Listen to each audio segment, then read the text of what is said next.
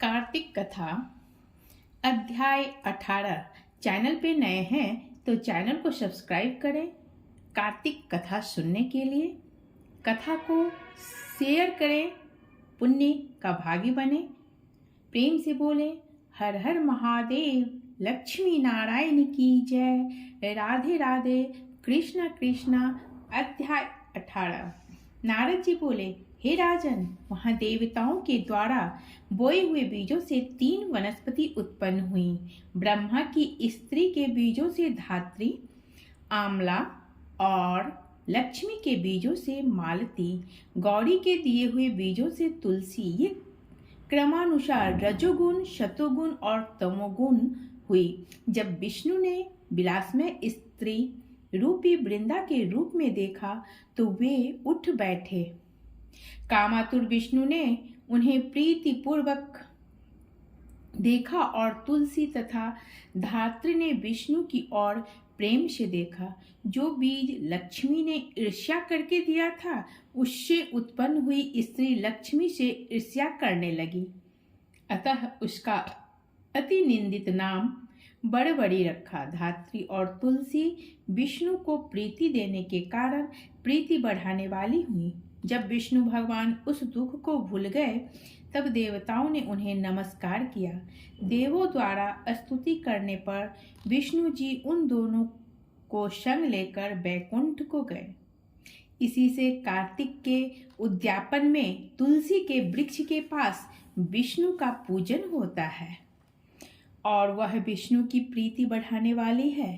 तुलसी one, तीर्थ, सब पापों को हरने वाला और कामों को देने वाला है। जो कोई इसको घर में लगाते हैं वहां यमदूत नहीं आते। नर्मदा का दर्शन, गंगा स्नान और तुलसी वन का संसर्ग, ये तीनों समान है। तुलसी के लगाने, पालने, पानी देने से, दर्शन और स्पर्श से मनुष्यों की वाणी, मन और शरीर से हुए पापों का शमन होता है।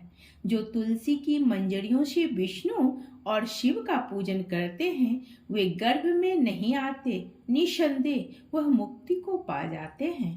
पुष्कर जैसे तीर्थ, गंगा जैसी नदी, वासुदेव जैसे देवता, ये सब तुलसी में रहते हैं।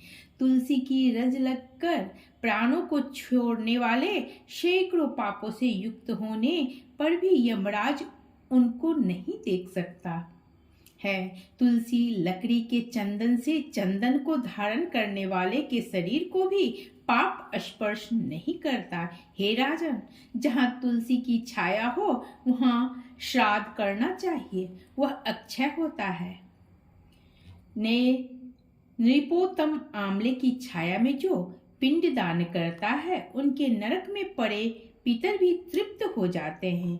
हे राजन, माथे में, मुख में, देह में जो आंवले को धारण करता है वह स्वयं ही हरि जानना चाहिए। आंवले का फल, तुलसी और द्वारिका की रज, ये जिसके शरीर में स्थित है वह मनुष्य जीवन मुक्त कहा जाता है। आंवले तथा तुलसी दल मिले जल में जब स्नान करता है उसको गंगा स्नान का फल मिलता है।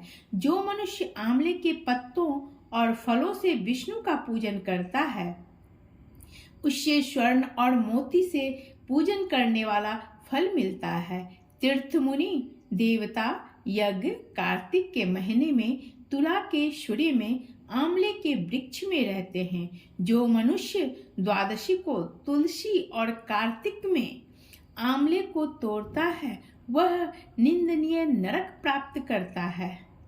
कार्तिक मास में आंवले की छाया में बैठकर अन्न भोजन करता है उसको 1 वर्ष का पाप नष्ट हो जाता है तथा पूजन करना जीवन को सुखी बनाता है। विष्णु की महिमा की भांति धात्री और तुलसी के महात्म को चतुर्मुख ब्रह्मा भी नहीं कह सकता। धात्री और तुलसी के जन्म की कथा को भक्ति से सुने और सुनावे वह निष्पाप हो अपने पुरखों समेत विमान में बैठकर स्वर्ग को चला जाता है। प्रेम से बोले हर हर महादेव।